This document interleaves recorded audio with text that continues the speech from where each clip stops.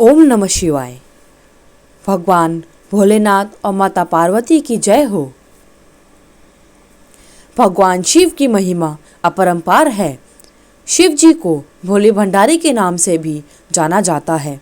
भगवान शिव अपने सच्चे भक्तों के सभी कष्टों को हर लेते हैं। ऐसे ही भगवान शिव के इस सच्चे भक्त की कहानी आज आप बुध प्रदोष व्रत कथा के माध्यम से सुनेंगे। प्रदोष व्रत भगवान शिव को प्रसन्न करने के लिए, भगवान शिव की कृपा प्राप्त करने के लिए रखा जाता है। हर महीने कृष्ण पक्ष और शुक्ल पक्ष की त्रयोदशी तिथि यानी 13वें दिन प्रदोष व्रत पड़ता है। दिनों के अनुसार प्रदोष व्रत के नाम रखे जाते हैं, जैसे कि इस बार माघ मास पड़ने वाला प्रदोष व्रत बुधवार को है। बुधवार का दिन होने के कारण यह बुध प्रदोष व्रत रहेगा और किसी भी प्रदोष व्रत में प्रदोष काल में पूजा की जाती है। प्रदोष काल सूर्यास्त से 45 मिनट पहले और 45 मिनट बाद का समय माना जाता है। पंचांग के अनुसार माघ शुक्ल पक्ष की त्रयोदशी तिथि 21 फरवरी 2024 को सुबह 11:27 पर शुरू होगी और अगले दिन यानी 22 फरवरी 2024 को दोपहर 1:21 पर समाप्त होगी। इन दिन माघ माह का दूसरा प्रदोष व्रत रखा जाएगा। प्रदोष व्रत में प्रदोष काल में पूजा की जाती है। प्रदोष काल सूर्यास्त से 45 मिनट पहले और 45 मिनट बाद का समय माना जाता है।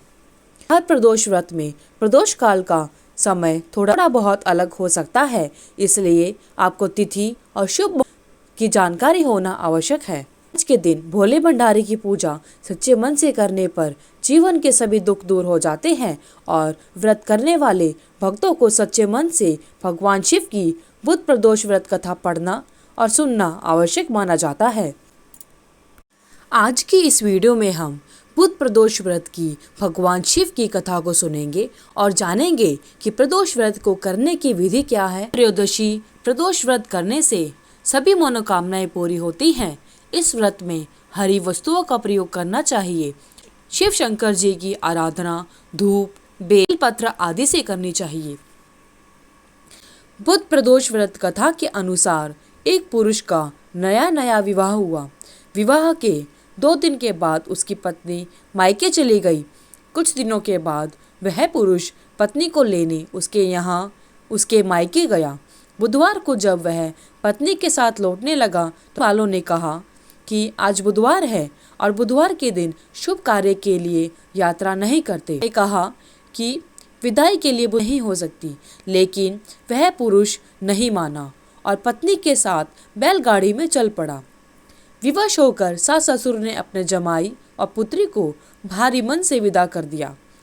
नगर के बाहर पहुंचने पर पत्नी को प्यास लगी। पुरुष लोटा लेकर पानी की तलाश में चल पड़ा। पत्नी को एक पेड़ के नीचे बिठा दिया। थोड़ी देर बाद जब वह पुरुष पानी लेकर वापस आता है तब वह देखता है कि उसकी पत्नी किसी और के साथ हंस हंस कर बातें कर रही है और उसके लोटे से पानी पी रही है। उसको क्रोध आ गया।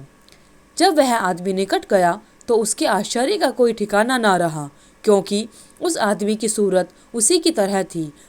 वह आदमी बिल्कुल उसी की तरह दिख रहा था।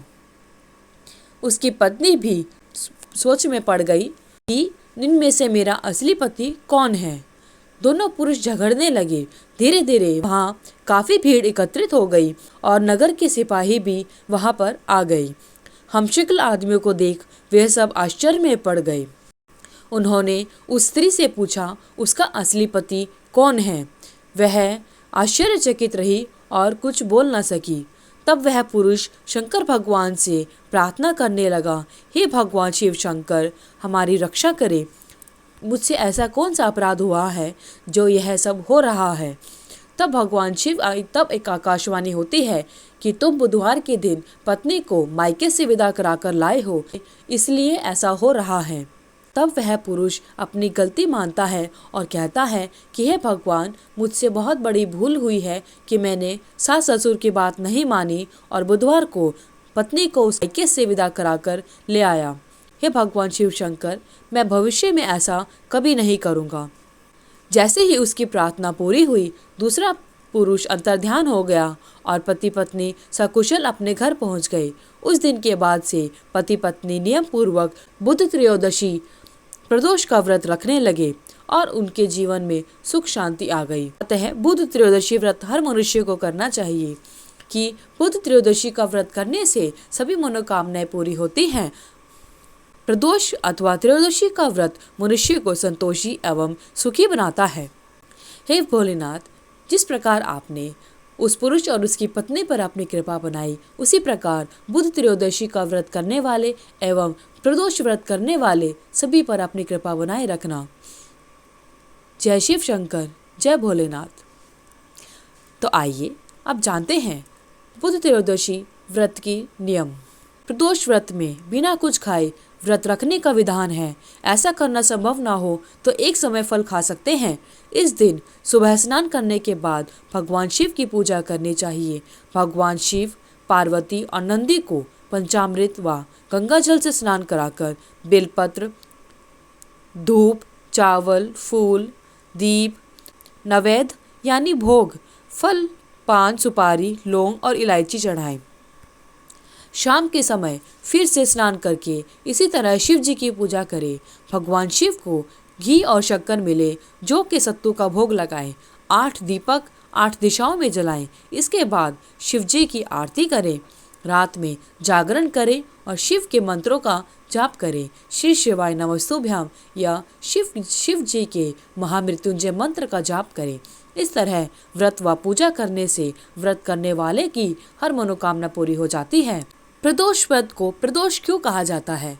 प्रदोष व्रत को प्रदोष इसलिए कहा जाता है क्योंकि इसके पीछे एक कथा जुड़ी हुई है। संक्षेप में यह कथा है कि चंद्र को क्षय रोग था, जिसके चलते उन्हें मृत्यु तुल्य कष्ट हो रहे थे।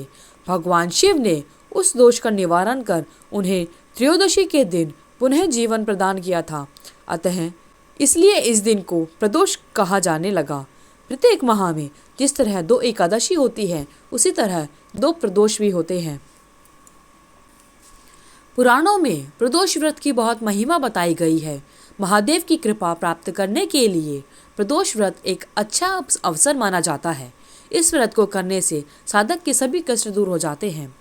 हे भगवान शिव शंकर, माता पार्वती, प्रदोष व्रत को करने वाले और प्रदोष व्रत की कथा को सुनने वाले सभी पर अपनी कृपा बनाए रखना।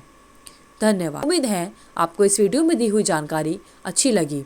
अगर आपको वीडियो अच्छी लगी तो वीडियो को लाइक करें, शेयर करें, चैनल को सब्सक्राइब करना ना भूलें। साथ ही बेल आइकन को भी जरूर प्रेस करें। धन्यवाद।